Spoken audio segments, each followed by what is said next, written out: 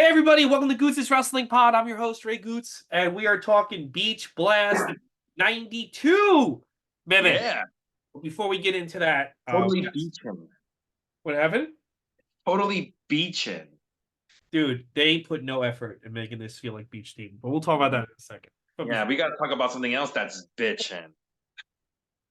it's Tuesday, the 9th.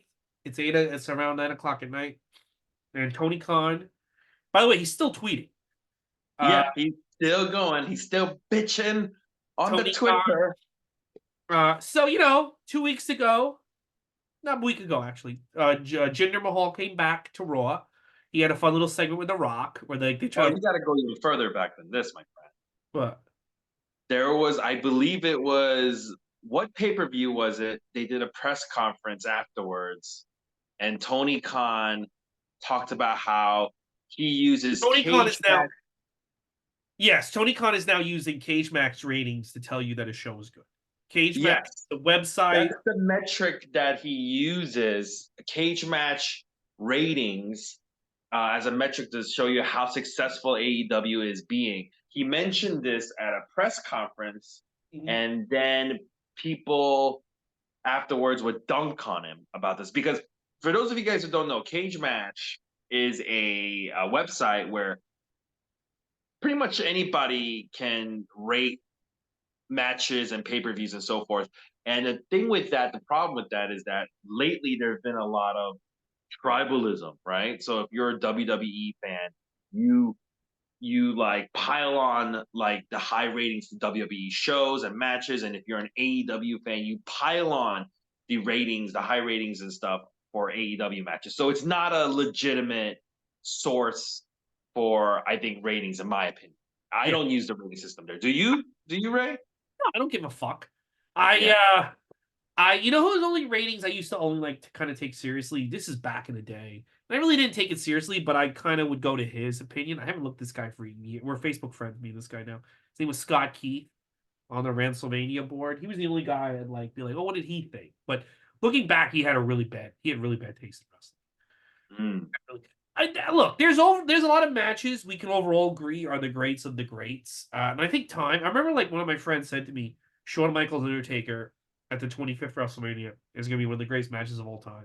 And this is like the summer of 2009. And I was like, well, I think we need to let more time pass to decide that. But I really did enjoy that match, right? Mm-hmm. And now I can say, yeah, that is probably if maybe not of all time, it's probably the best match of that decade, 2000 to 2000. You know, it's probably like the best match, right?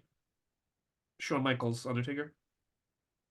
Of the decade, If you go from 2000 to 2009, it's okay. Let's say it's in the top 10. 2000 to 2009. Yeah, I mean, I don't know. I don't know off the top of my head. but you would say it's a great match, right?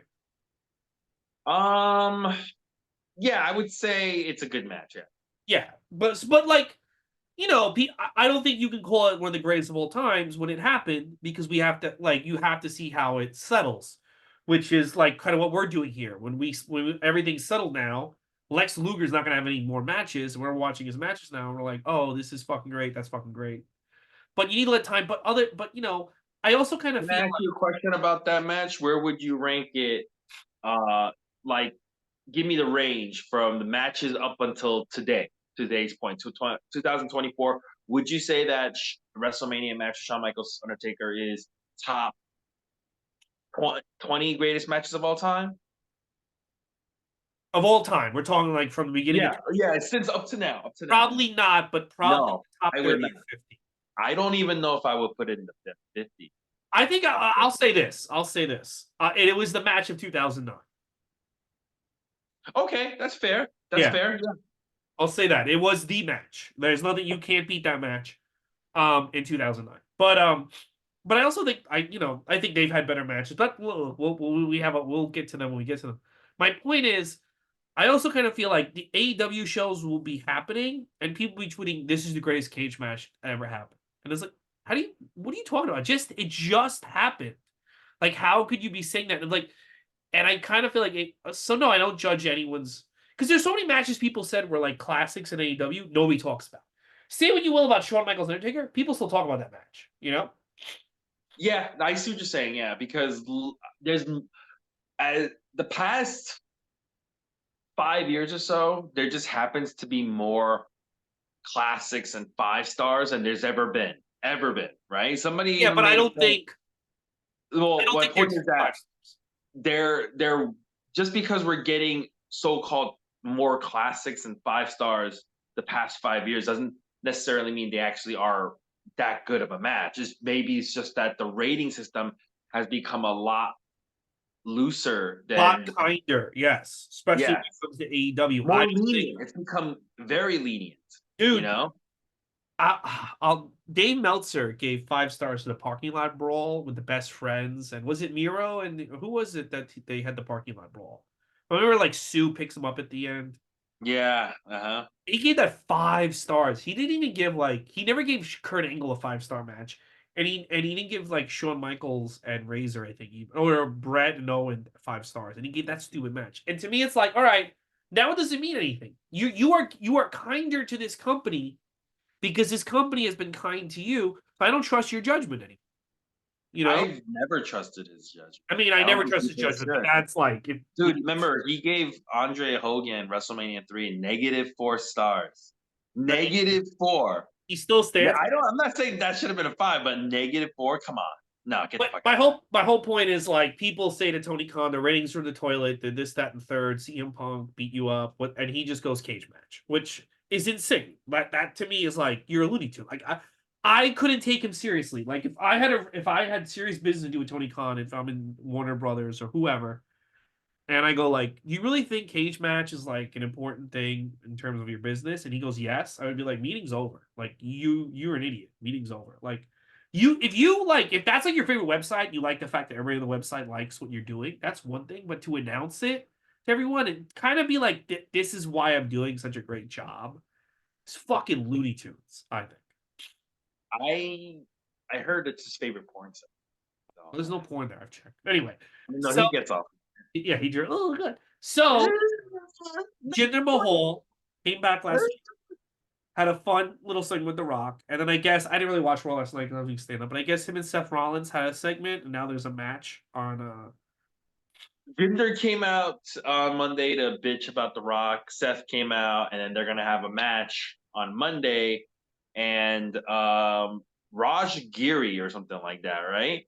He Yes, tweeted how actually there's a lot of history between Seth and which is true. Jinder, about and then USA Network, I believe, right? Yes, Tweeted what's the cage match rating, and this is key because remember Tony Khan is hung up on cage match ratings. Remember, that's what he uses as a merit for basing what his company does. And he flipped the fuck out because he's I still think flipping out he's. as of right now. Do you think he saw that tweet? What's the cage match rating gonna be like, or whatever, as like a slight or something? He probably saw it as He an did. He insult took it to as a him. slight. He took it and Yeah. he went a little nuts. So Uh, he went super nuts. He went off on Jinder, and he oh my god, he started. Somebody brought up.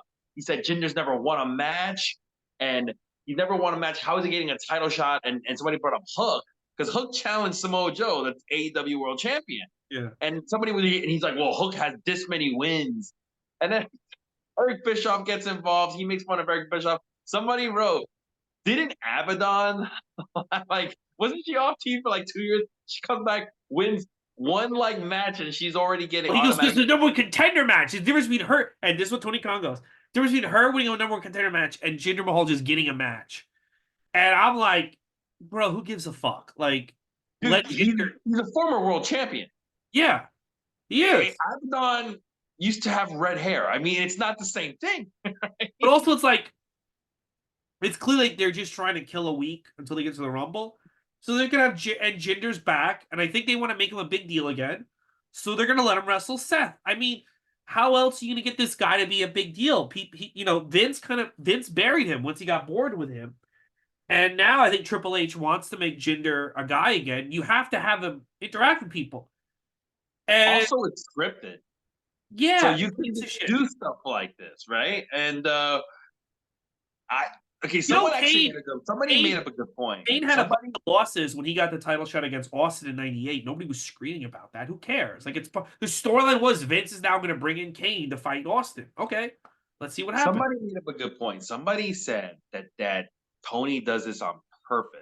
As a- He's like supposedly not legit, like weird and getting mad about this, but he does this like That's even right dumber. before like a show or pay per view to drum up more interest. Well, it doesn't. It doesn't do that. Yeah, Uh, we'll see. I guess we'll see how many doesn't people do will that. tune in tomorrow. This is what happens. So he did that, and now I'm annoyed. And you know what I'm annoyed about? That he's burying Jinder Mahal. Jinder Mahal, has he ever done an interview where he's like, fuck AEW? Has he ever said anything like fuck Tony Khan? I don't think he's done any of that. I think he just lives his life and goes to work. And now Tony Khan is going on and on and on and on and on about Well, Jinder. what about that time he played the flute and he got Santino Morella's Cobra to go to him? That was kind of Oh yeah, well, Tony Khan's not happy with that. He wanted this. yeah, no. Tony But, Khan still holds a grudge against that. but my thing is like, dude, like he's back. He's probably like he probably thought like, oh, they're not gonna push me ever again. They're probably gonna fire me. And now they're pushing him again, and he's like, I got to be in a thing with the Rock. And then Tony Khan jumps on and starts burying this fucking guy. But you see Jinder Mahal tweeted at first Yeah, time, he said, "Who the fuck is Hook?" and he's like, tune into Raw. Like Tony Khan always ends his fucking. So here's the deal. I was not gonna watch Raw next week because it kind of looked like a shitty show. There's no CM Punk. But now I'm gonna make it a point to watch Raw. And I'll tell you what I'm really gonna watch is that fucking Jinder Mahal match. Because I'm like annoyed that you tried to fuck over this guy. This guy doesn't do anything to you. This guy's not part. This guy's not part of the war. He didn't call Hangman Page an empty-headed dumb fuck. He's trying to get a push again, and you had to fucking run your mouth. So now I'm gonna watch Raw. So all you did with this stupid tantrum is get me to watch WWE. Unless that was his point, though. That's what his goal was the whole time. Tony Khan, checkmate. That's Like what I he's really saying need to the Jinder internet Mahal to get a good wrestling rating on this community. show. He's a fan of the Jinder, bro. He was trying to hinder Jinder, bro. He's But a yeah, you it's remember like Tony Khan's a fan of people of color. I'm gonna make sure that I am seated and watching that Jinder Mahal match. Like that. Now I'm gonna make it a point to do that. I'm gonna take time out of my day to watch that match that night. And I want Brother, I'm telling you, Tony Khan worked you. He just worked you into watching Raw. Boom. That was his goal the whole time. Boom. his goal was to make money. Boom. Yeah. Boom. Him and Jinder working together. They were like, all right, brother. They worked me. All You right. know what? Sometimes you gotta do schemes and you gotta do things to get people to watch. Kind of like what Beach Blast did. They Uh did they did this stuff is to the kind of get you to watch. This is the first WCW pay-per-view under Bill Watts. Bill Watts is now in control. Overall, what did you think of this show? If I could sum up this pay-per-view in one word, it would be underwhelming. Meaning it did not impress Listen, so there were some things about this show I liked, but the choices he made, the things he did to kind of change up the product, I think are so fucking counterproductive, both to the health of the wrestlers and also to the overall match quality, and also to to the product.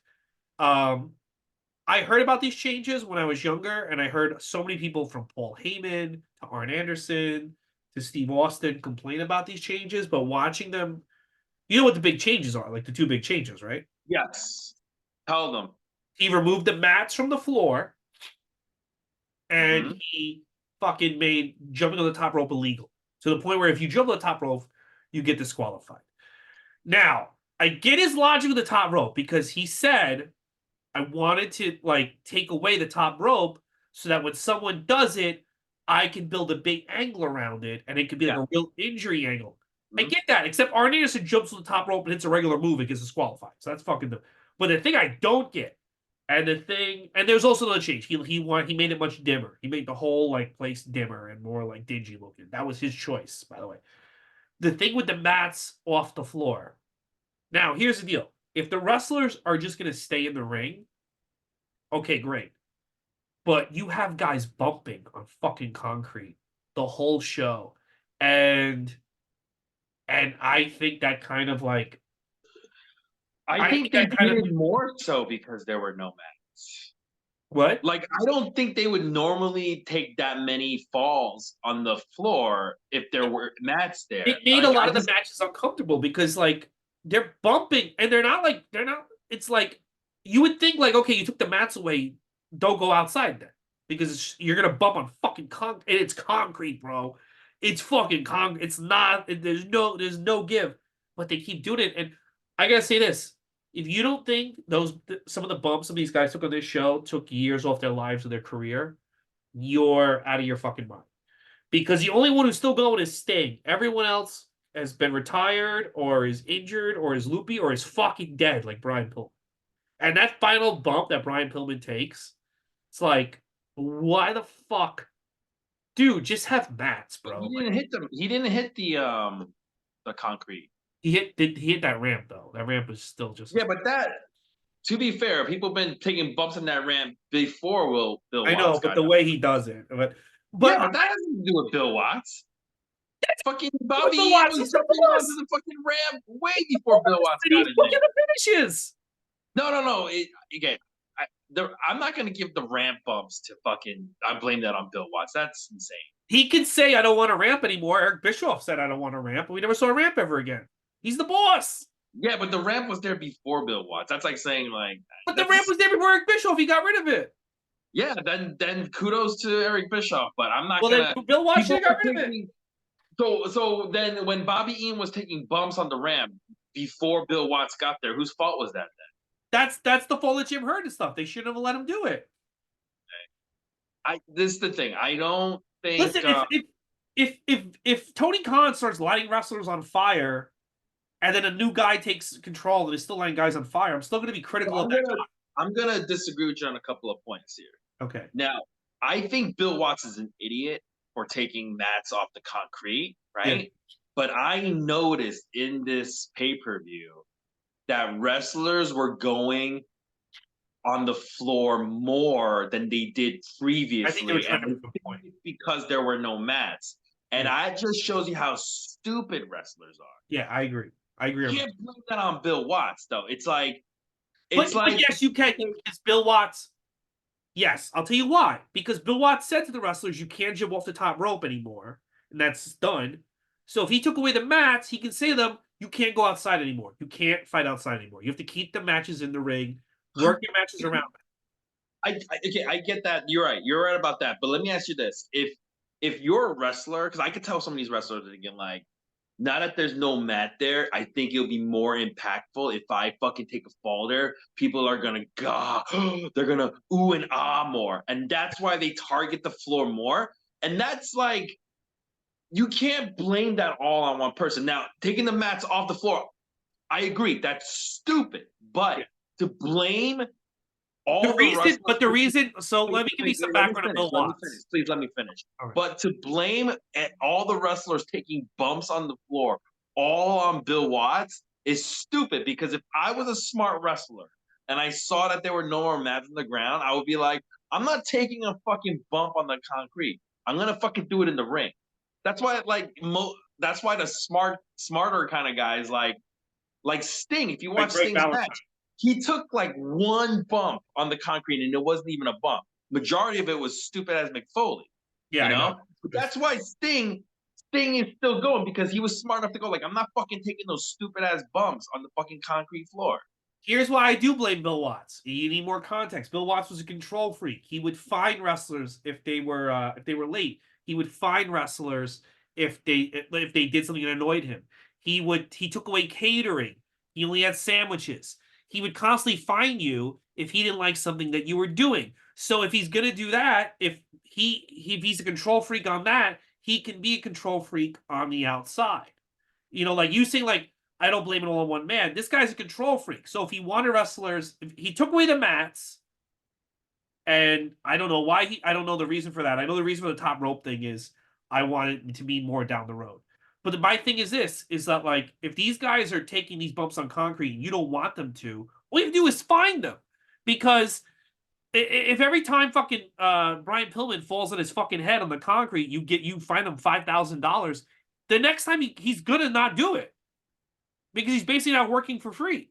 This Bill Watts fined people for a lot of shit, and he It wouldn't give looks people. like that.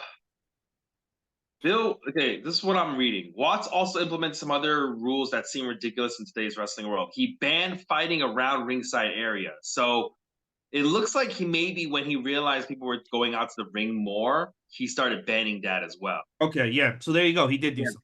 All right. So this, yeah, and by the way, so he took away the mats because he wanted to make it look rougher. Probably kind of like why he dimmed the lights more. He Yeah. wanted to give it a rougher look, but had the unexpected side effect of injury risk, which is why he was like, "These guys are stupid. You're banned now if you go on ringside." So I think it's like there. He like I said, I don't. I think it was really stupid taking the mats off the ground, I right? think that's But incredibly to stupid. blame every bump that these idiots were taking on the concrete on this guy Well, you is know like, what? You know what? They might have spent like maybe because he did say to Brian. He said something to Brian Pillman. You don't listen to me. I'm going to turn you to a jobber. And Brian Pillman's money was guaranteed at the time. He was like, well, then I'll just be the highest paid job in wrestling history. Um, so maybe these guys were like, go ahead, fine us. We're just going to do what we want anyway. So if your job tells you if you do this, we're going to fine you $5,000, and then every night you do it, you're like, here's the $5,000. You basically working for free. What is a job? I guess it's like, all right, yeah, this guy doesn't give a shit about his money. I'm not saying this guy wasn't a control freak and why. I'm not saying he wasn't an No, no, asshole. I'm Support agreeing with you. I'm agreeing with you. word, You whatever. can if you're fighting people for doing something and then they just keep doing it, and and then in your head's like, okay, I guess this guy doesn't want to get paid to work because they would just take it out of your paycheck. So that makes him a genius. Then he's getting free. Yeah, He's getting workers to work for free. that's what This is I'm the saying. And I agree with you. Yeah, I agree with you. You're making him sound smarter than he is, man. But also, he never just don't take the mats away because look, you know how these guys are. You have to protect these guys from yourself. That's what good wrestling boss is to protect these people from themselves. And, I wonder if he was like, these guys aren't stupid enough to take fucking bump the concrete. And then when he started seeing it, he was like, all right, you're banned from fighting on the outside yeah. because you're too fucking stupid. All I'm saying is you gotta be a little bit to protect your investment, and the least you can do is have mats around the ringside. That's the Well, least you can do. I would say that's probably why he did not last as a booker. Well, also he in doesn't last. He WWE. does a whole interview that people should. Yeah, but I don't think that was the only thing. I think they just kind of was like, this guy needs to fucking go. He's just a dumb fuck. Bill Watts was he might have ran his promotion really well, but then when that was over, there was a gap. He had a gap in wrestling, Yeah, right? So yeah. he went from like he stopped owning it in like I think it's like 87. 88, 89 or whatever, and then he didn't come into WCW until 1992. So I don't think this guy was sitting there watching WCW and WWF the whole time during those what 3-4 years, right? He just probably wasn't watching wrestling. So when he comes into it, he's like 3-4 years behind mindset, right? And that's why his all his ideas seem so outdated. That was the best way to say it. His ideas are all outdated. The top rope, the fucking mats, the fucking women, the fucking lights, all kind of seemed outdated at that point. You And know, he was what he was. He was outdated. it's just none of these old guys could compete with Vince, and I Except for kind of one, feel what. except for one dude.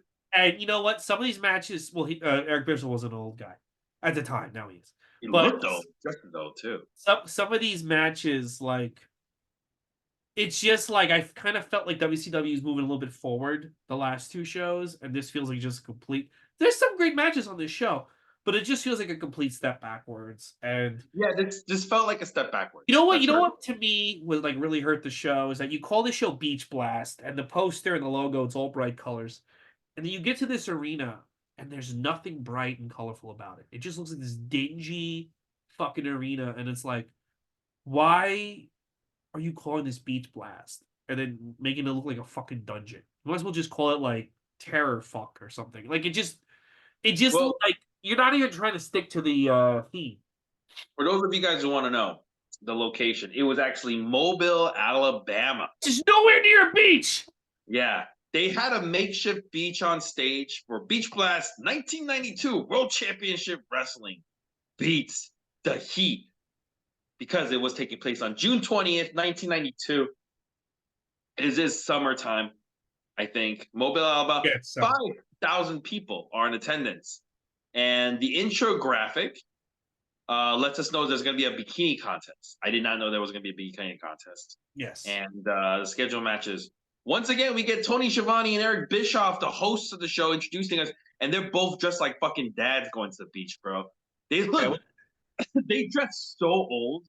They look like dads. It just looked, they look well, so old. my thing is this. WCW has a lot of dad energy with everything. They constantly have like dad energy with their announcers, with everything. And Tony Schiavone's super young here, and he still has dad Yeah, I energy know, but they look so old, right? because that's yeah. WCW has dad energy. I don't know what it Yeah. Speaking of old and dad energy, Tony Schiavone and Eric Bischoff welcomes Bill Watts. is. Oof. Bill Watts comes in, he goes over the rules and he goes over the matches. Only the only way a dad can. And then Jim Ross, he's at ringside and he goes, "Hey, my co commentator, he's on stage and it's Jesse Ventura. He's lounging on a beach chair on the stage with these beautiful women, and he almost falls down trying to They get they up have to from the they have to help him up. He looks so yeah, old at that but it's one moment. of those like low chairs, like they're Yeah. really hard to get out of, you know. And anyways, we're gonna go to our first match. It is for the light heavyweight championship. Scotty Flamingo Raven in full Scotty Flamingo regalia versus the champion Flying Brian Pillman. Um, there's a spot that Scotty Flamingo does where he gets kind of hung up on the ropes by his feet, and then fucking Pillman drops him, and he falls on the mat, and he falls on the floor because there's no mats. Yeah. And they also mentioned during this match that there is no top rope, top turnbuckle moves allowed, right? And not do You it. can't do an offensive move off the top. Bill Yeah, Watts will rape you in the butt if you try it. yeah.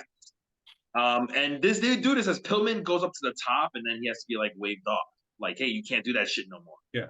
And this match, I mean, we've seen Pillman have great matches. This is not one of them because Pillman has a lot less to work with here. You know, Scotty Flamingo is kind of green, you know, so It he's almost just felt like these rules are to bury Pillman, not even to help the company. these rules are designed to bury a lot of people. Yeah. Bury just you know what it is? It's designed to bury energy. Yeah. Like energy is gone from like a lot of matches. Scotty Flamingo, he is on the ramp, and Flying Brian, he runs the ropes and he jumps over the top ropes to do a splash. Scotty moves out of the way, and fucking Brian Pillman lands onto the ramp hard. Scotty throws Pillman climbs back into the ring, crawls back into the ring, and Scotty hits a very weak second turnbuckle knee drop to win the title. What did you think about this? There were parts of it I liked. You know, I did like when they were starting mat wrestling. I thought like that's interesting. Like that's an interesting. If the story was, no, because we're cruiserweights, we can no longer jump on the top rope. We're gonna like mat wrestle, and they stuck to that. It could have been kind of like a pretty good match, but you know, the moment they went outside, that made me feel really uncomfortable. Watching these guys throw their bodies on the outside, and then the They didn't really throw their bodies on the outside too much, and then not compared to other matches. That and ramp, I don't count that as outside. That well, ramp's always but been there. also the bump that Brian. This is the thing. The bump that Brian Pillman took on that ramp was like really hard to watch, considering like later on he has all these problems. Like it's just like ugh, like that. Did you see the way his head fucking hit? It was really rough. He, But yeah, but I mean, like that ramp's always been there, you know, and well, he yeah, just I think well, nobody forced him to there's a fucking reason do why it. there's no ramps anywhere anymore like that. Yeah, because I don't think they really help the I'm wrestlers. not saying the ramps are safe, but I'm saying the ramps were there pre Bill Watts. I understand that, but can I just say I didn't like that spot. I thought that spot Okay, that's fair. Yeah, I didn't like it. It ruined the match for me. And then like, so he hits his head on it, and I just would have liked it if Scotty Flamingo just pinned him, right? Instead he hits this fucking knee thing, and I think the knee thing, that was a terrible looking knee. It was yeah, like it was like Brian Pillman's head hit that fucking thing so weird that he could have just rolled in the ring and pinned him, and that would have been it. but they had to Yeah, get that knee thing in. Yeah, overall, like there were some parts of the match I liked, but a lot of it made me feel uncomfortable. A lot of it was like this is poorly thought out. A lot of it is like these guys are gonna be in pain for no good fucking reason because no one's ever gonna remember this match. the I'm trying to think what was Scotty Flamingo's finishing move. I don't know why he didn't just use it, unless it was the knee. It was a terrible looking knee. Yeah, It was a there's a very reason why weak he probably thing. switched to the DDT when he went to ECW. Yeah, because it's probably easier for him to do. Yeah. It looks better. It wasn't good because like Scotty Flamingo, he was very limited. Very limited. Not no, I get it. He's new, so he's gonna be limited. But like you could see when it's Brian Pillman working with like a Jushin Thunder Liger, he's gonna have an or a Tom Zenk, he's gonna have an amazing match. But when he has someone like who's kind of green to work with, it's like not gonna be that great. It's gonna be just like a whatever. This was yeah. So all in all, wasn't good. I didn't. It wasn't Yeah, good. Jesse Ventura, by the way, he's mad. He's mad because he was like, why is that fucking ramp there? And he's like, why is Johnny B Bad the MC of this bikini contest? It should be me. Which I also thought was very weird. Well, I But think they here just we wanted him go. on the show. They wanted him on the Yeah, show. here we go. Johnny B Bad is the host, the MC, comes out and Jesse Ventura questions. I don't even think he likes girls.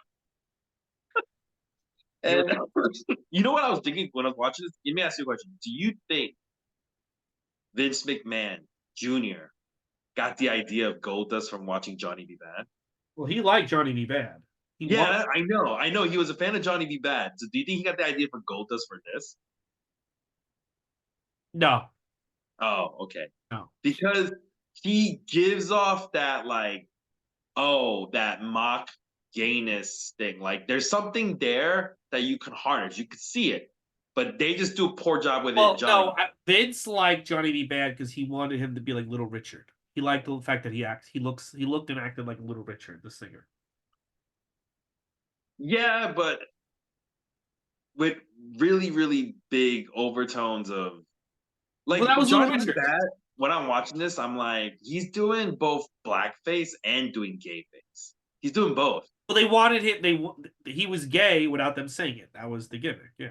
Yeah, I know. What I'm saying is, I wonder if he got that idea of like, I want to do a character like that as No, I gay think without he saying got he's the. gay. I think he got no. I think he the Goldust. I think Goldust was the evolution of Adrian Street and Adorable Agent Adonis, but taken to like an extreme level. I don't think he got. Okay. Yeah, I think yeah. He liked those gimmicks, and I think like if you watch Exotic Adrian Street, Goldust is the evolution of that more so than this because Adrian Street would kiss men in the middle of the matches and shit. Okay. So Johnny B. Back goes over the rules. There's gonna be 3 rounds, and it's gonna be for like who becomes the lady of wrestling or something. The first lady of wrestling. He welcomes Missy Hyatt, who comes out, and then and Medusa. They're both doing like wedding dresses or some shit. Yeah, And then Johnny B. Bad throws it back to the host and say, "Yay, you guys can call and vote on the winner." yeah, they really And pushed the it. host, after they mention that, they go, "Hey, by the way, Ron Simmons, or as in our next match, he got the keys to the city, the Tallahassee, Florida, keys to the city." Do you think there was chocolate in that key? No, What do you get when you get a key to the city? You just get a get a key, key, a just like plaque. this giant replica key plaque. I don't think it's a giant, but I think that's a Oh, replica. like this, or like you don't get like money or anything like that. You get a key, and you get to say, "I got the key to the city." That's it. That's all you get. It's an award. Yeah. Oh, all right.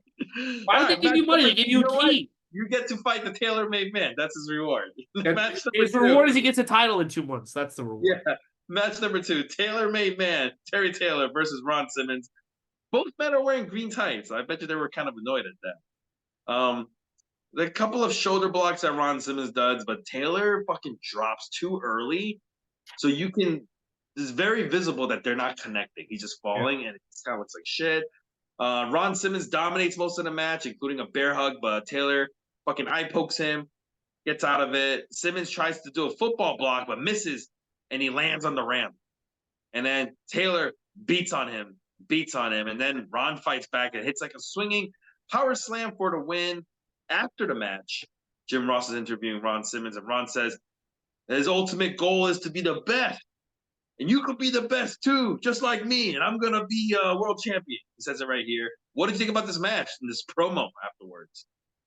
I thought Taylor Made Man got way too much offense, especially we're trying to build Ron Simmons. Yes, that's true. Other than More that, it offense was than he should have. okay. But I just think like the Red Rooster thing is just not gonna help, and it was just like, hey man, we're trying to get. Aren't you trying to get Ron Simmons over as the guy? Like he should be like he shouldn't be struggling with the Red fucking Rooster. But Yeah, all in all, he it was like, shouldn't. He we saw him like beat like um Mr. Mr. Hughes, and he was Hughes, massive, Cactus right? Jack, yeah. Yeah. And no, Terry Taylor, I like him as a wrestler, but he in this right now in the WCW universe, he's stepped below them. So why the fuck is he fighting someone who's like a step below those guys and Yeah, struggling? yeah. Maybe he should have fought like Arn Anderson and beat him, you know? Well, no, Arn Anderson's got to be in the Dangerous Alliance. I know, yeah, I guess so, yeah. Or something like that. I agree. I think it was just like if you're gonna do this match, Terry, if you there needs to be a guy who's not taking that much offense to Ron. And if you don't want it to be Terry Taylor, then you don't fucking book Terry Taylor. Well, You book some. Bill Watts liked Terry Taylor. He made him the champion of his little Mid Mouth company.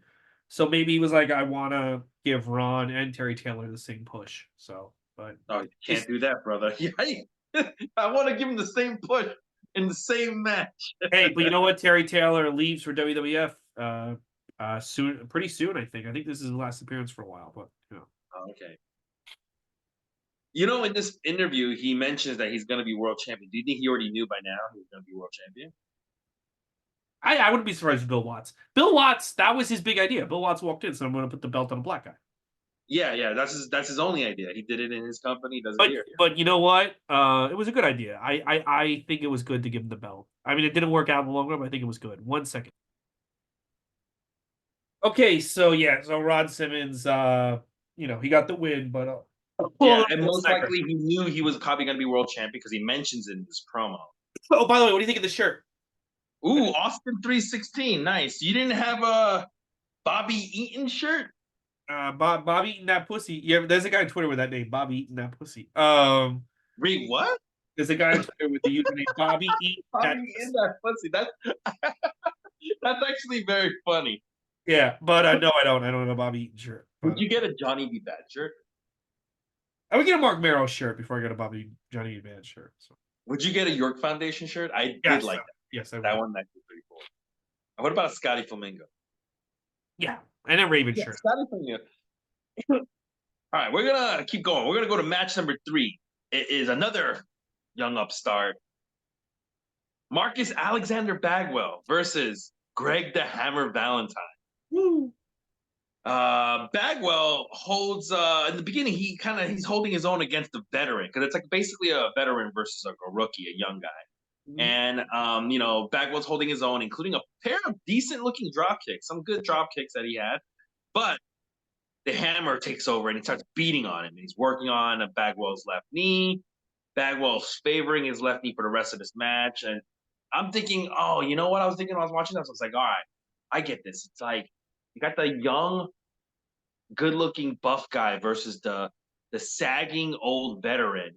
And you're going to have the veteran beat on the young guy the whole match. And, by the skin of his teeth, Bagwell's going to somehow pull out an upset victory. That's what I was thinking. After all, this is the young star. You got to push him up, right? Nope. Hammer puts on the figure 4 and Bagwell submits, and that's it. I was like dumbfounded. I was like, wait a minute, really? Like, this is how it's going to end? I hated this match. I hated it. I thought it was so counterproductive. Greg Valentine, dude, second pay-per-view in a row, he walks out like he's going to like work in a factory. He has no fucking pep in his step. He looks miserable. You're trying to get Marcus Alexander Bagwell. But no, going to where he looks like he's losing. He doesn't even like have like to get. He just walks to the ring like he just does he want to be there. And then like, he was kind of booked like a jobber the last two. Greg the Hammer Valentine makes it look like he's going to work. Yeah. Yeah. Yeah, it doesn't Looking look. at He doesn't look happy to be going to the fucking ring. no.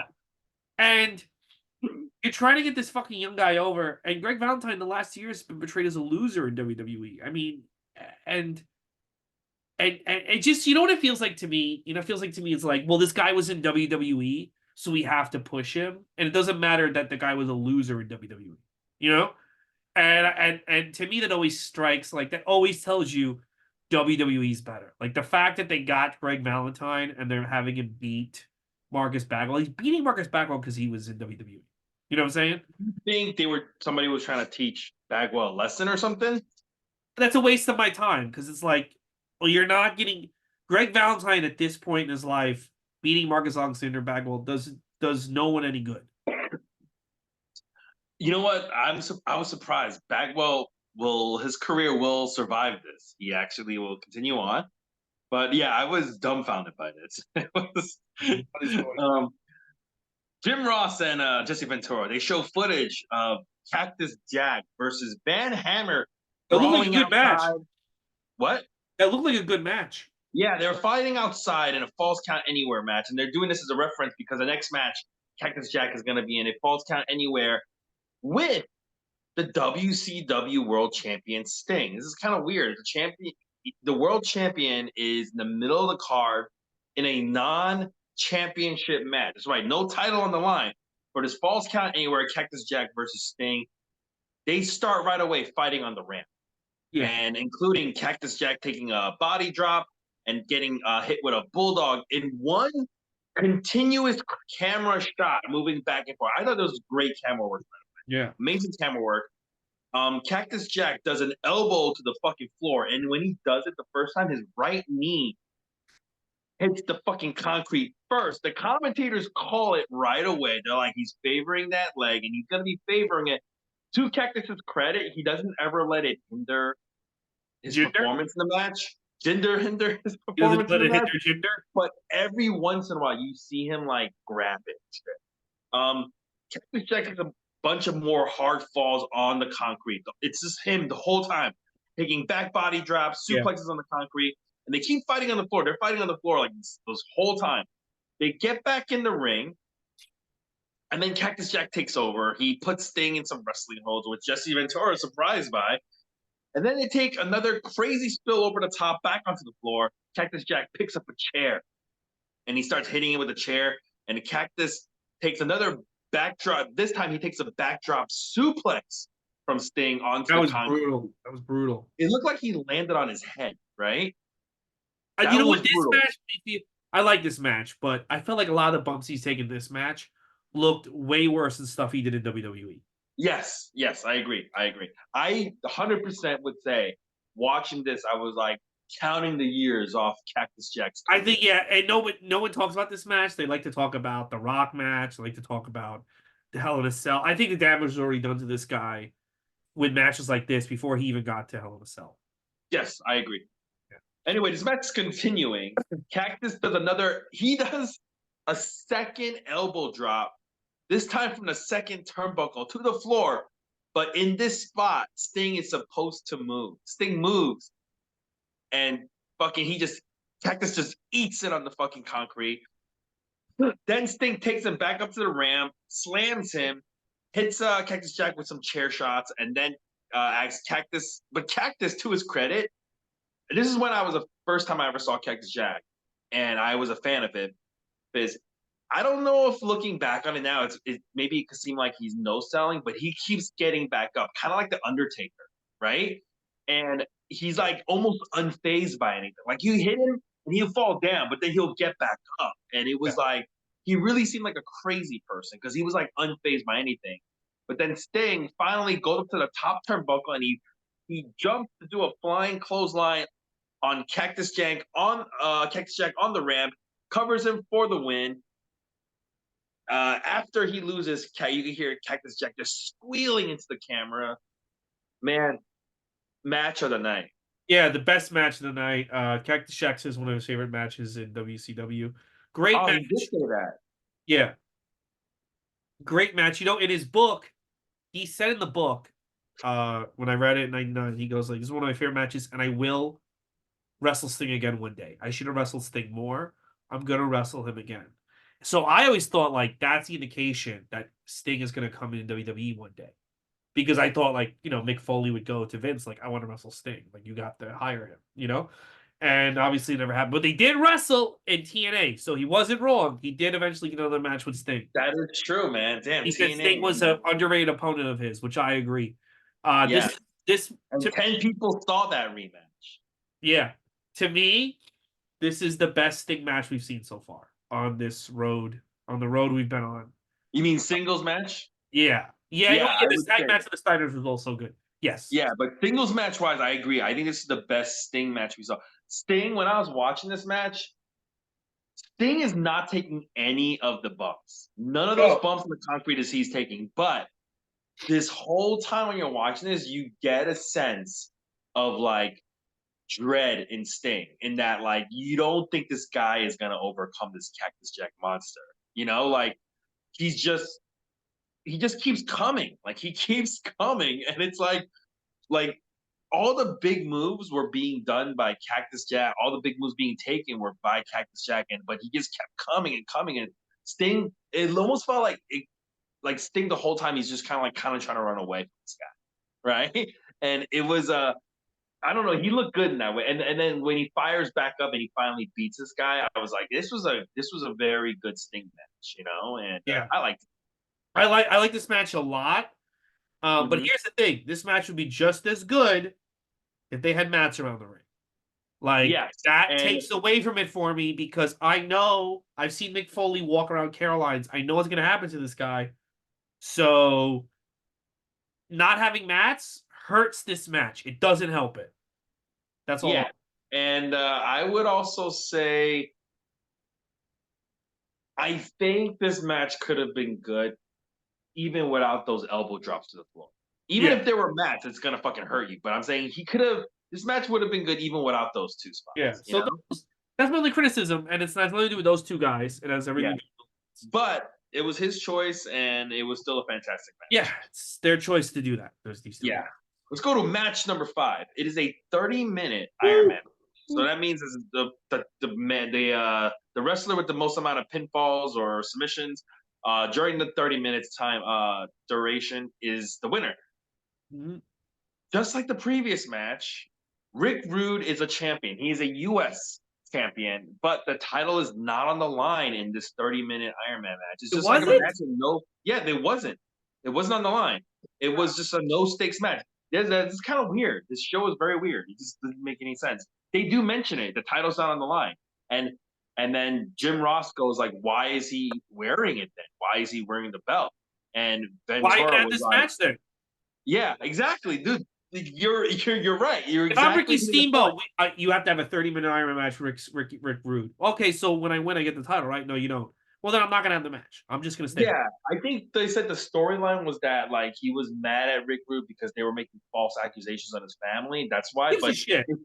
if you listen to the commentary, they do talk about it. Jim Ross goes like, if the title's on the line, why is Rick Rude out here with the belt, right? I thought the Posing. title was on the line. I guess I didn't listen to the Yeah. commentary. I'm sorry. But Ventura says because he wants everybody to know he's that kind of quality, like caliber. He's a champion and so forth. It's stupid. It's really dumb. And you know what else is fucking dumb? Steamboat coming out with his fucking family again. That was really Uh, dumb. Oh, he comes out with fucking his wife. wife, his Every time he baby. has a match, like this was promoted as the main event. They're like the two top guys on the poster.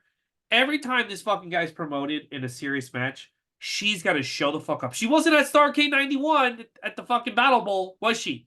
She stayed home No. for that, but she's out here. She's out here today. She saw him on the fucking poster. She made sure she was here.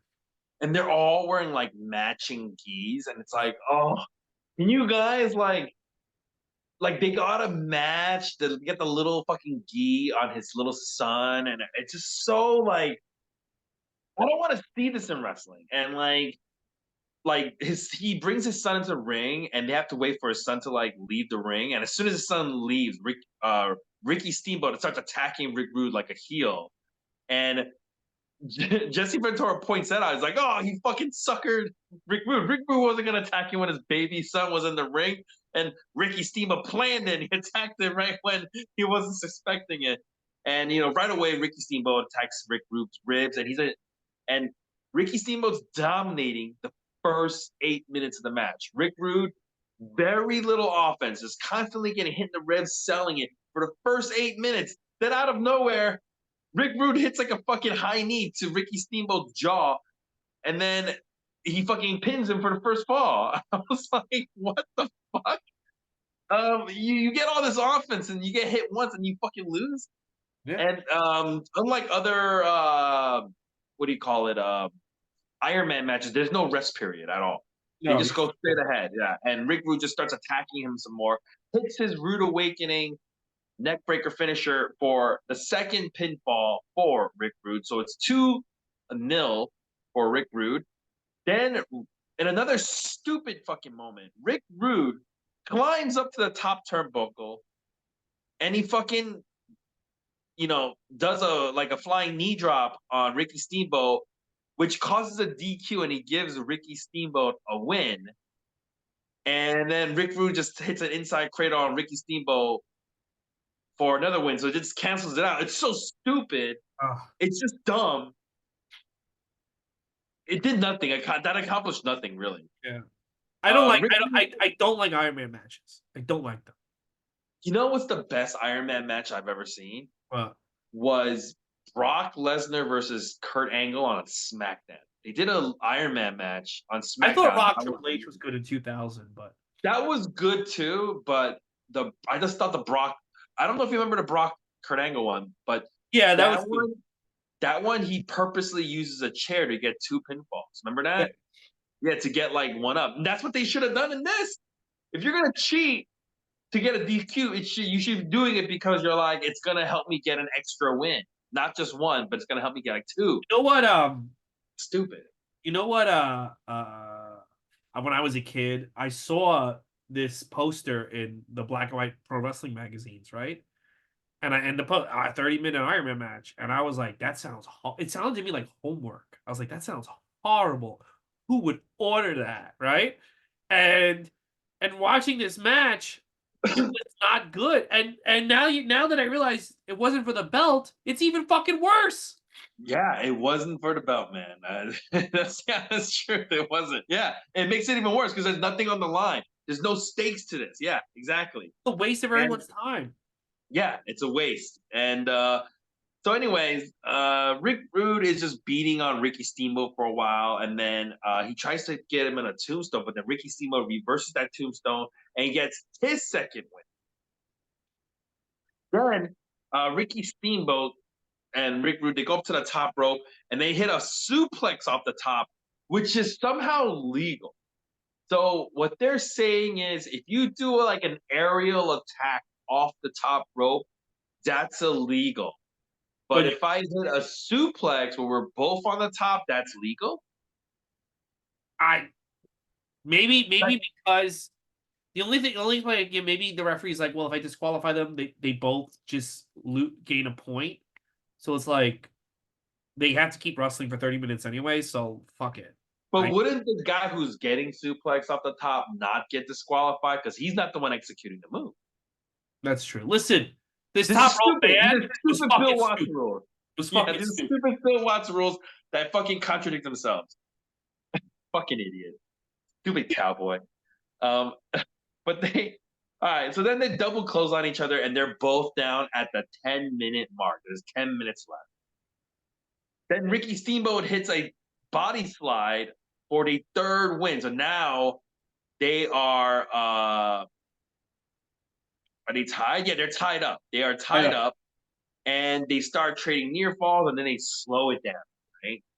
And then there's 3 minutes left. There's 3 minutes left in this match, and Rick Rude puts on a sleeper on Ricky Steamboat, and it is a fucking long sleeper. By the way, when they're on the sleeper, they're like leaking sweat. They're not even dripping. It's like literally pouring out. Yeah.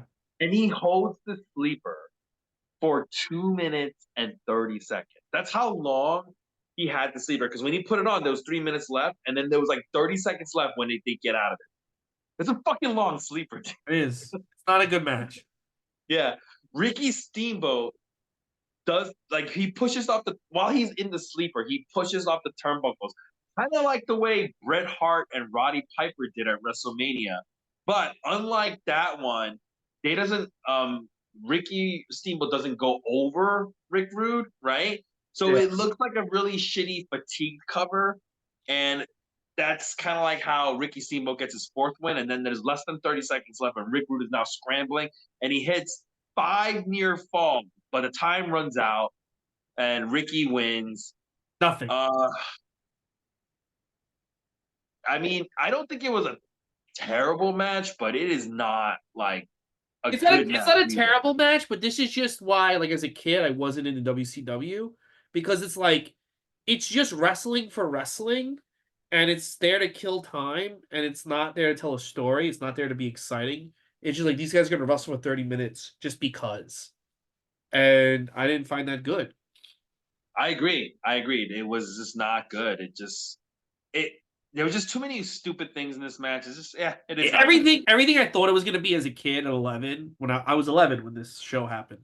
Everything I thought as a kid that was gonna happen, this match happened.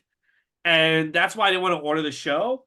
And I was proven right all these years later. Like my instincts were right at 11, and you're supposed to be fooling me into making me want my parents to buy the show. And all you're doing is being like, "Yeah, it's boring. Why would I want to watch that?" Like, and Yeah, I agree. WWF's not making me feel boring. Yeah, this was up at this point. It's like still. Besides that Sting match, I'm just like every other match is like, you know. 1 second. We're back. You know, when I was watching this match, you know what I thought? Who would have like a really good Iron Man match? Like, I think it could be like the best Iron Man match of all time. Is Gunther. Yeah. Okay. And you know when I would do it? At the German pay-per-view. I would have Gunther lose the belt in an Iron Man match. I don't know who his opponent would be. Sheamus, Tyler Bate. I don't know. It would have to be, we'll see where we are when we get to September. But I would say to Gunther, right, if I was in charge of WWE, you're gonna have the belt until that German pay-per-view, and we're gonna have you main event in an Iron Man match. Who do you, who do you think? Do you think Gunther's gonna have a wrestle? He's gonna have a WrestleMania match, right? Yeah, Who do you think his I still opponent's think it's gonna gonna be be? Okada, or if it's not Okada, I'm gonna go Brock Lesnar. Oh man, if you had Brock Lesnar, you think Brock Lesnar would lose to Gunther? Yeah, he's getting older. It's time Yeah, to, you know. I think Gunther could be a believable opponent beating Brock Lesnar too. Yeah, Yeah, but I think Gunther could have a great Iron Man match. That's what I thought when I was watching the match. I'm like, I think Gunther could make this format really work.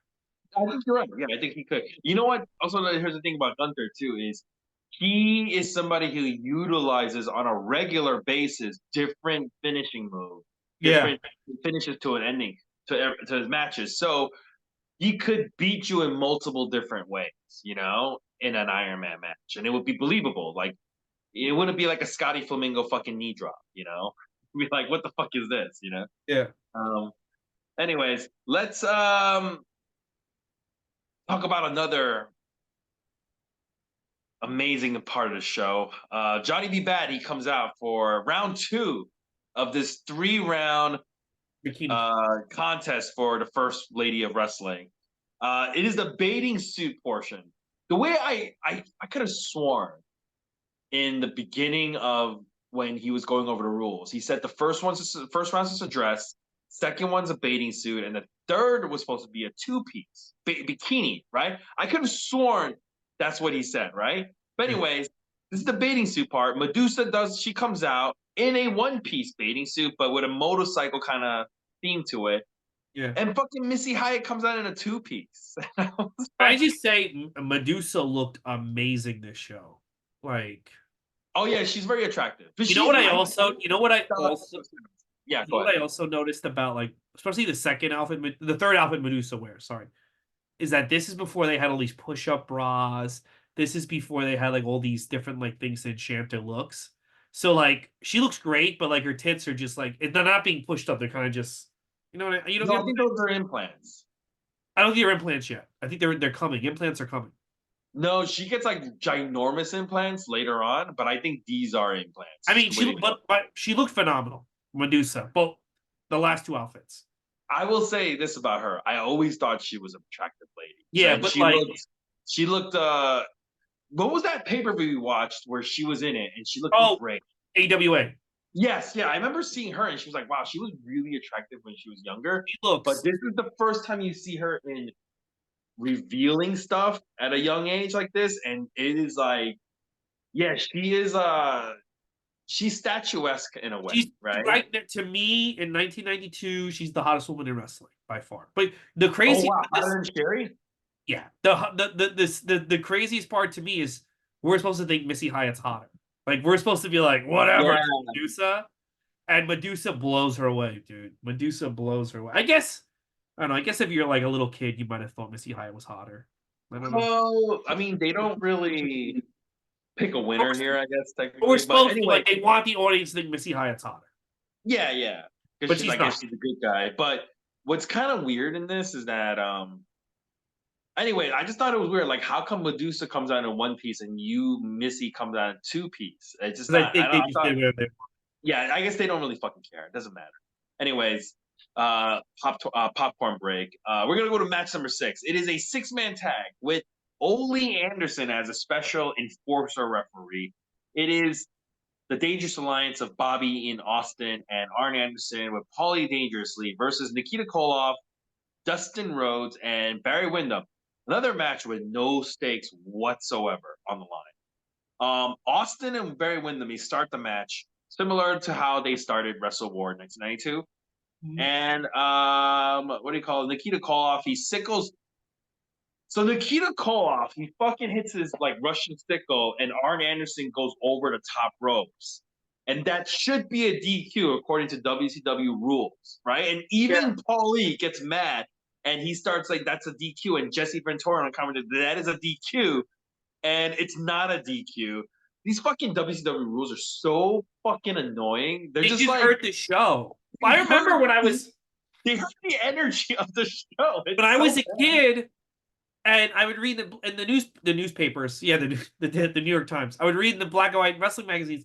You get thrown on the top rope in WCW, it's a disqualification. I'm like, why? Why? Because like that doesn't make any sense to me. Because it's like it just these are like you're taking away moves from the wrestlers. And you're taking I don't know. It's just so God. There's so many things in WCW that like hurt it that like didn't help. And here's the thing too, in WCW at this time, if you come off the top turnbuckle, that's illegal. But if you use the top rope, that's not illegal. And if you do the But second turnbuckle, it's not illegal.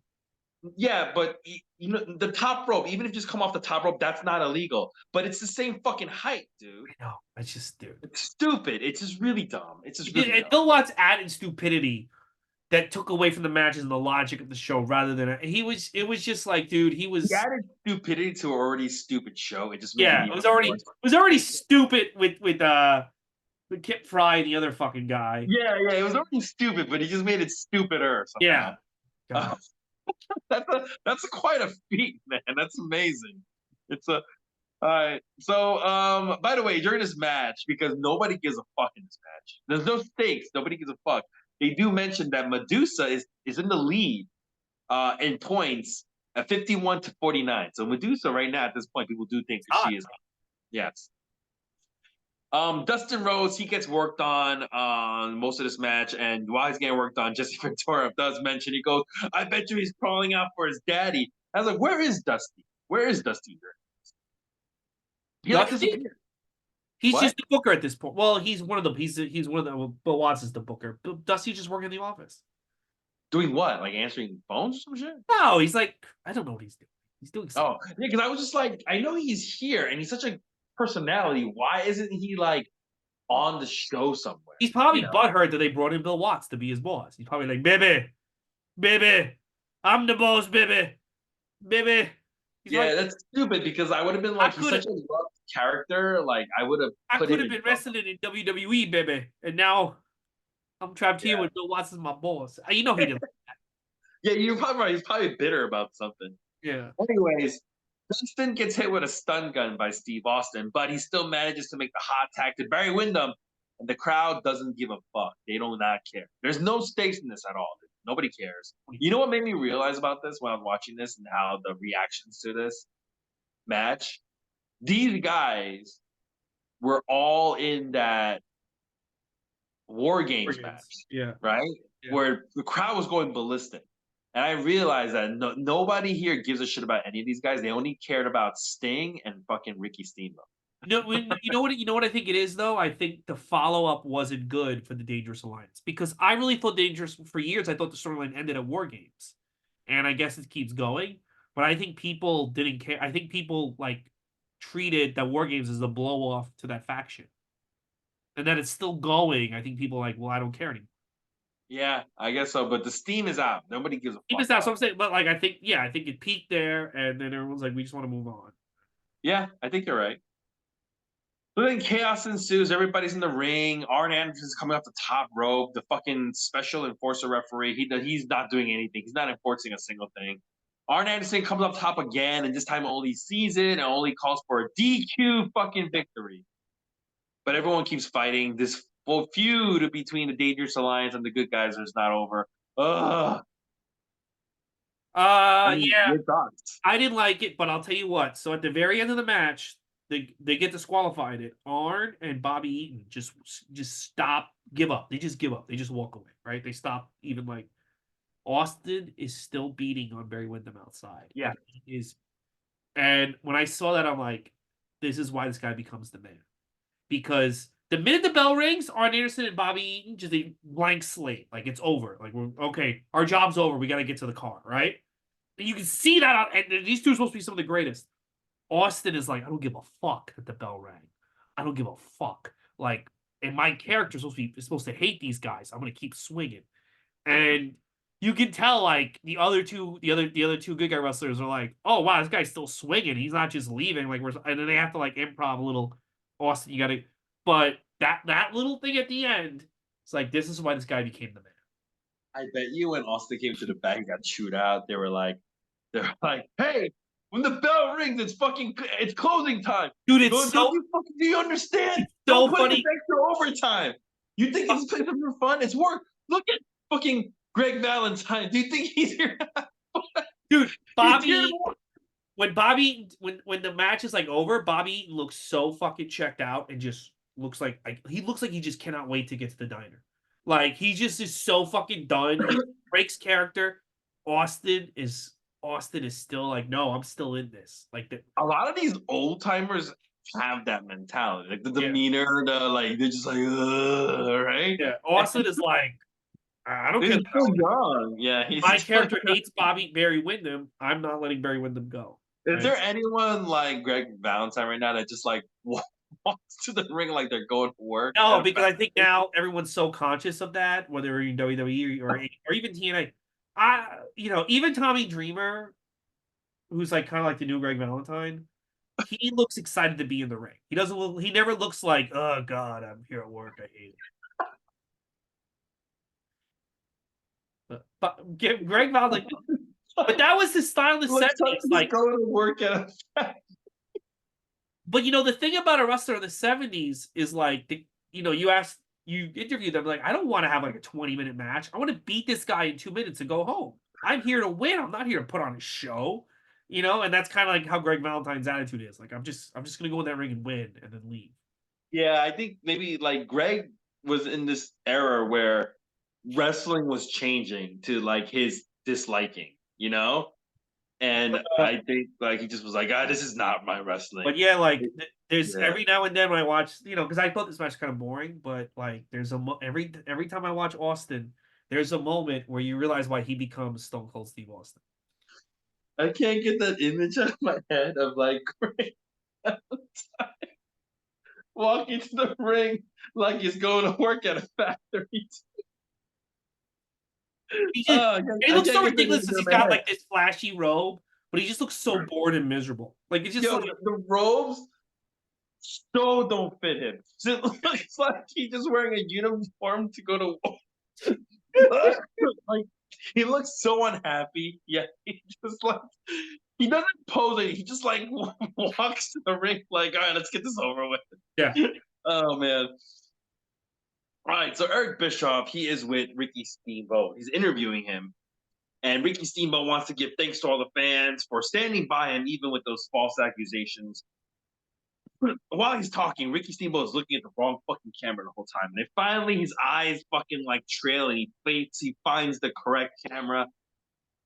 But right when he does, Paulie dangerously shows up and he starts yelling at Ricky Steamboat, saying he's never gonna get another title shot again. Never ever. You're never getting a title shot, a U.S. title shot. And then Cactus Jack fucking pulls fucking Ricky Steamboat off the stage and they start fighting. They fight to the back. So looks like Cactus Jack and Ricky Steamboat. That looks like it'll be good next. Yeah, it's not on any pay-per-view, but I think it's maybe on a Clash or something. But yeah, they don't really ever have a match on pay-per-view. Oh, that's too bad. Fuck. I wanted to see that matchup. Might be on a 'Cause, Clash. Go look up the Clashes. Yeah. yeah. But Um, it was a good like positioning these two guys into new storylines. It was a good job. you know what I thought would have been great? If in this interview, Ricky Steamboat goes like, now that I've fucking proven I'm better than Rick Rude, it's time for me to go prove like I could be the world champion once again and like go after Sting. I would have fucking loved that. Yeah, well, he's not. He never turns heel. So No, I mean do face versus face and just have Sting beat him still. no, You Vader know? already had the title shot. They've been announcing it the whole show. They already. Oh yeah, yeah. I mean, build him up to the next one, but never mind. It would have been great, I think. All right, so Jesse Ventura, he is now co-hosting the first Lady of Wrestling contest. Yeah, that's right. Johnny B. Bad is so bad as the host that they're like Jesse Ventura, go like co-run it with Go him. stand At next least to that's what I think. Johnny B. Bad comes. He's over there, and Jesse calls out Johnny B. Bad. Johnny B. Bad comes out and he goes, "There's a new sheriff in town, and he's bad." And that led nowhere. I don't get what that meant because like he was dressed like a you sheriff were the host you were the MC the whole time. So why is because now he's just like a sheriff. He's making reference to his costume. oh it's so stupid, dude. I did not get it at all. I was like, why is he saying that? Oh, I mean, he's dressed like he's dressed like a gay sheriff. So he has to be like, "There's a new sheriff in town because I'm dressed like a gay sheriff. So I'm the new sheriff in town." I guess. Well, there's a point where right in this moment, Jesse Ventura goes, "Do you like girls?" And he didn't know what to say. He didn't know Yeah, what to say because I think he knows he's not supposed to say I'm gay. He didn't know. yeah, he straight up asked him, "Do you like girls?" And then Johnny B. Back goes, "Oh, you're just jealous." He goes, "Jealous? What the Yeah, fuck kind of answer is that?" you could tell like they didn't rehearse that, and Johnny B. Bad was like, "What the fuck do I say? Like Yeah. I Oh, can't." he played it off well. He played it off well. So Medusa comes out first. Remember, this is the part where I thought it was supposed to be legal eeny between. So come on, two piece. Medusa comes out in a two piece with these cowboy chaps. Looks great though. And she looks, yeah, she's, I mean, that was the first time, I always knew she was attractive, but this was the first time I was like, holy shit, kind of like, Oh, that's you mean Medusa. like watching this tonight? Tonight? What? You mean watching it tonight? It was the first time. Yeah, watching it tonight. I always, like I said, I always knew she was attractive, but I Yeah. was like, the first time going like, That outfit looks incredible on her. Like she looks. yeah, I was like, ugh, one of those. And then Missy Hyatt goes, someone stole her bikini. And I was like, oh, this might end up being really good, right? Like, I know they weren't gonna do nudity, but like something really skimpy or something. But that was what I was thinking. And then Jesse Ventura, he's standing by the curtain and he's like, well, then Medusa wins, because if she can't come out, Medusa wins. That's the whole point. But then like Medusa steals his fucking like scarf and she basically made a two-piece bikini out of Jesse Ventura's scarves. It looks horrible. Yeah, And I think we're supposed to think this is so hot, and it's like no, Medusa's still hot. Medusa's is way hotter, dude. Yeah, it's and then Johnny B. Bad, he goes, Missy Hyatt is the winner without counting out of the votes or anything. So Medusa gets mad and she starts slapping Johnny, and they kind of fight to the back of the one with the curtains. And then Johnny B. Bad comes out with a bikini in his hand. So Jesse Ventura goes, "Oh man," and he runs in to try to take a look at a naked Medusa, and he sticks his head back out and he goes, "Medusa wins the first lady." And then JR, he says that they're gonna count the votes till tomorrow and they're gonna reveal who the winner is tomorrow.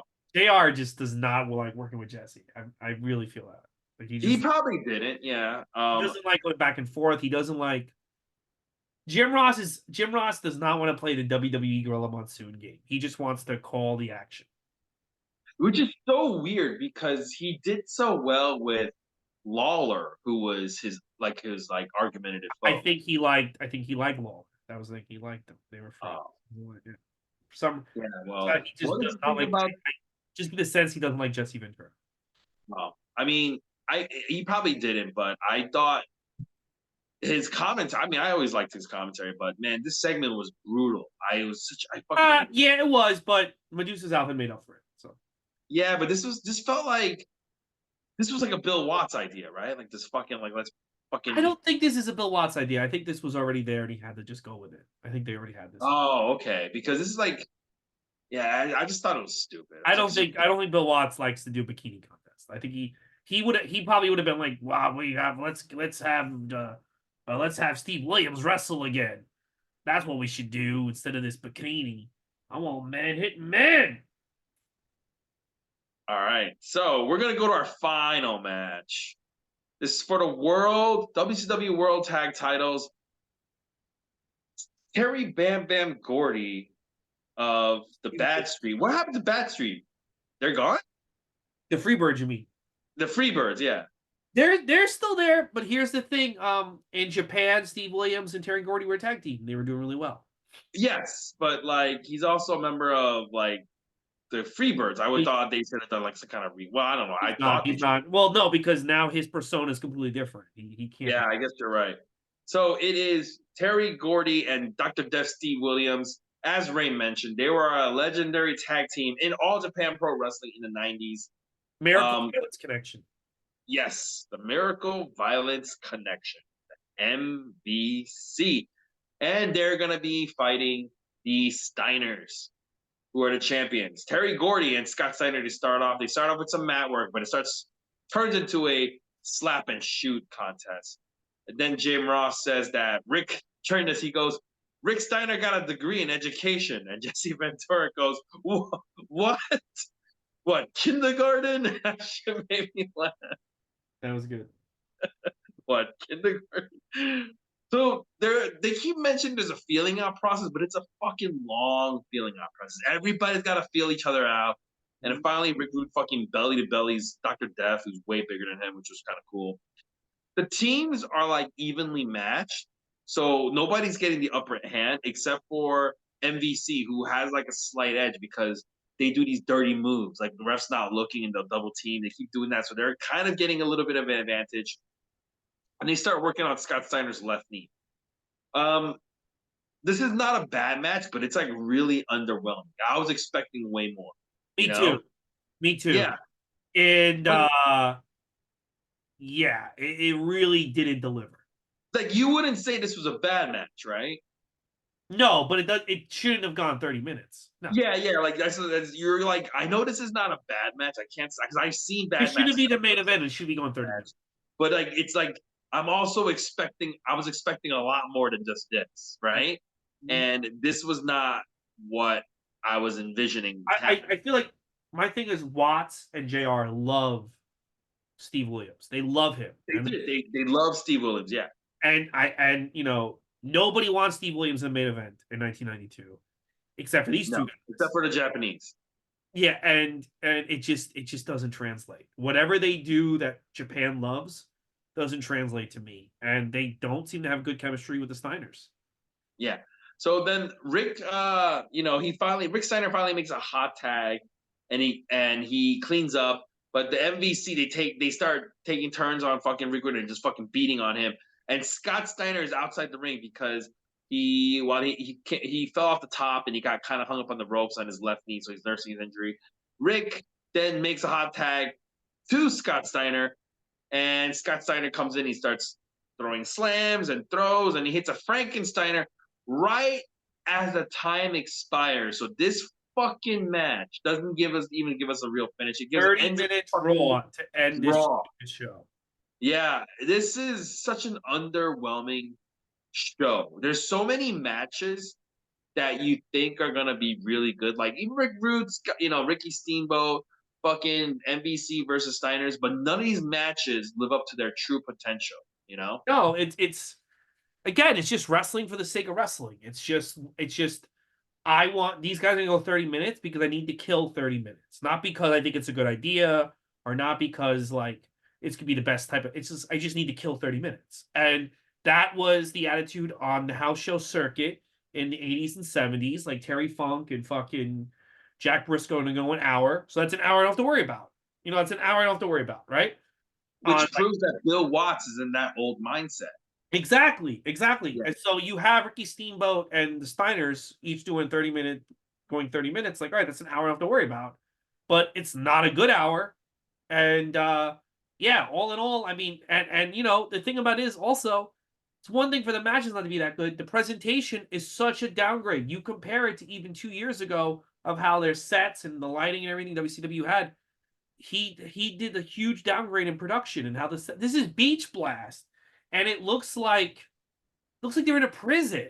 I mean, give me a break. Yeah, all in all, look, staying in all in all, even the best matches, because of Bill Watts' stupidity, aren't as good as they could have been, and that Yes. and that includes Sting and Cactus Jack. There's something missing.